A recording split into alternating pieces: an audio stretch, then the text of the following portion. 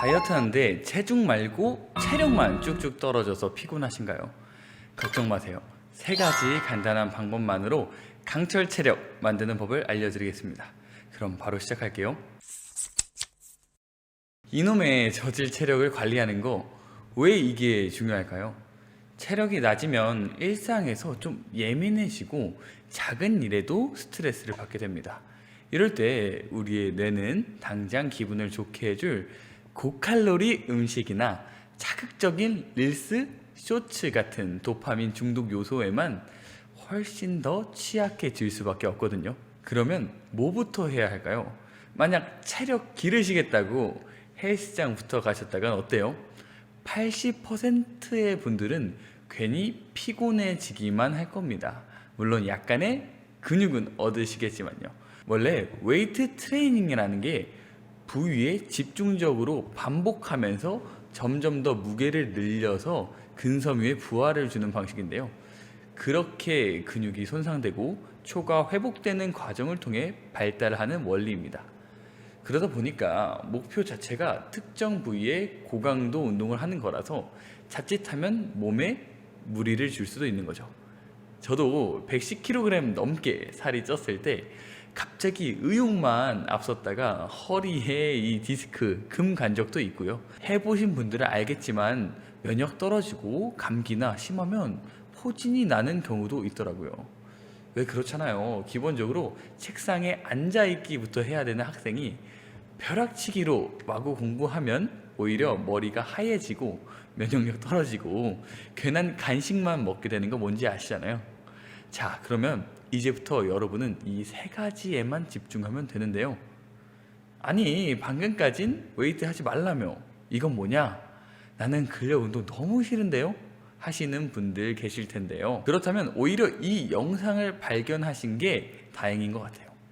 우리는 보여주기식 부위별 근력 운동이 아니라 일상에서 자주 쓰는 근육에 집중하는 겁니다. 인간이 걷고 앉고 서 있을 때 기본적으로 사용하는 복근, 고관절, 엉덩이 같은 왜 나도 모르게 쓰게 되는 근육들이 있죠. 영어를 배울 때도 문법부터 파는 게 아니라 기본적인 파닉스부터 발음을 익히는 것처럼 가볍게 시작하는 겁니다.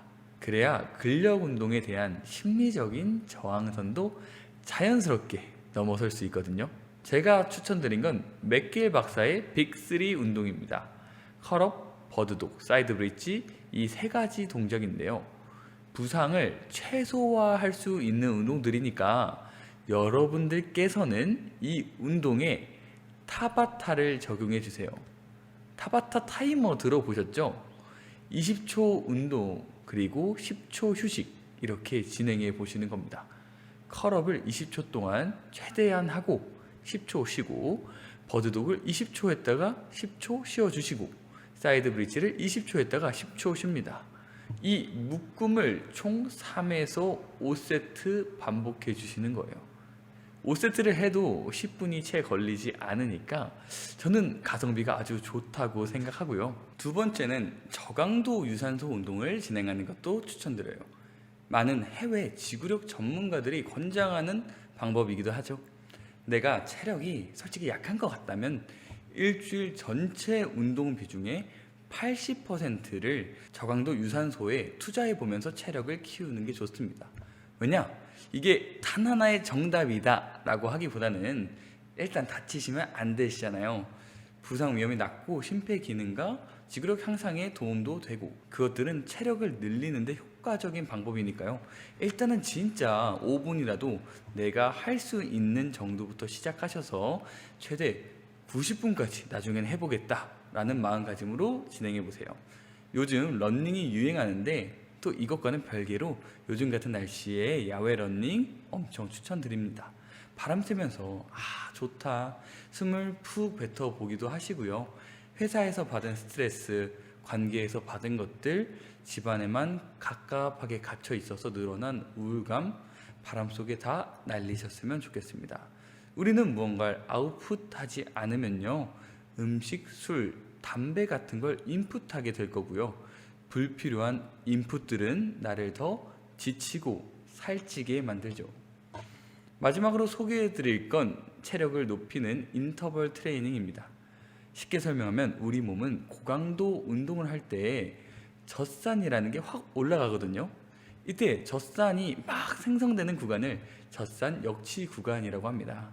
이 구간에서 운동을 더 오래 지속할 수 있게 훈련하는 게 지구력, 체력 향상의 핵심이에요. 이렇게 되면 원래는 20분, 아니 20분이 뭐예요? 5분만 뛰면 지치던 몸이 점차 30분, 40분까지 버틸 수 있게 되는 거죠. 저는 우리 수강생 분들에게 이것을 마음과 몸의 그릇을 같이 넓히는 일이라고 표현하곤 합니다. 자, 방법은 간단한데요. 운동할 때 숨이 막 차는 정도의 중강도 운동을 먼저 해보세요. 오랜만에 하시는 분들은 이때 속에서 쇠맛 같은 게 날지도 모릅니다. 그런 다음에 걷기 같은 저강도 운동으로 천천히 회복하면서 불완전 휴식 시간을 가져가는 거죠. 그리고 이걸 반복하시는 거예요. 이런 식으로 몸이 점점 적응하면서 체력도 자연스럽게 늘게 될 겁니다. 사실 젖산 역치 구간을 정확하게 측정하려면 고가의 장비나 검사가 필요하거든요. 근데 우리는 운동선수가 아니잖아요. 굳이 그럴 필요 없으시고요. 본인이 좋아하는 운동을 고강도와 저강도로 나눠서 섞어서 하시면 됩니다. 예를 들어서 간단하게 달리기를 한다고 해요. 그러면 6분 동안은 숨이 차게 한 1km 정도 달려주시고 그 후에 5분은 천천히 회복하면서 걷는 걸 3회 반복해보세요. 조금 숨이 찬다 싶으면요, 그 강도가 딱 좋습니다. 간단하죠? 사실 다이어트와 운동이 절대 쉽지만은 않을 겁니다. 때로는 내가 아니 무슨 부귀영화를 누리겠다고 이러고 있지? 라는 생각이 드실 거고요. 그럴 때마다 이 한 문장만 기억해 주세요. 꾸준히만 하면 됩니다. 운동은 몸만 바꾸는 게 아니라 자신감과 삶의 만족도까지 바꿔줄 테니까요. 저와 함께 천천히 꾸준히 걸어가 보시면 좋겠습니다. 우리 여러분은 하실 수 있습니다. 오늘 영상이 도움이 되셨다면 구독 한 번씩 부탁드리고요. 오늘도 건강한 하루 되세요.